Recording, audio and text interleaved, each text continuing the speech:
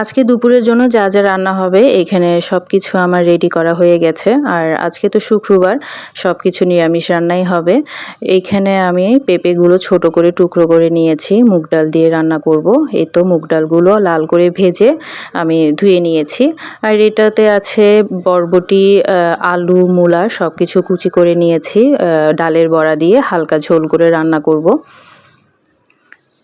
এটাতে আছে এই তো ডালগুলো ভিজতে দিয়ে দিলাম। আর রাতে এগুলো ভিজাতে ভুলে গিয়েছি, এই কারণে আজকে সকালে উঠে টাটকা গরম পানি দিয়ে ভিজতে দিয়েছি যাতে তাড়াতাড়ি নরম হয়ে যায়। যেহেতু দুপুরেই রান্না করব, তাই আমার একটু তাড়া আছে, এখানে গরম পানি দিয়ে দিয়েছি যাতে তাড়াতাড়ি নরম হয় আর ব্লেন্ড করে নিতে তাহলে আমার সুবিধা হবে। আর এখানে আছে কলমি শাক, এটা আগে ফ্রিজে ছিল, তো আজকে বের করে এগুলো কেটে নিলাম, কলমি শাক ভাজি করব। আর সকালের এখনও নাস্তা করা হয়নি, এই কারণে নাস্তা নিয়ে নিলাম। সকালে বানিয়েছিলাম হলো নুডলস, সয়াবিন গোটা দিয়ে বরবটি দিয়ে নুডলস রান্না করেছি, এই কারণে নুডলস নিয়ে নিলাম। আর সাথে নিয়েছি আমাদের মা মেয়ের জন্য চা। আর মেয়ে বলছে নুডলস খাবে না, ও মুড়ি দিয়ে চা দিয়ে খাবে।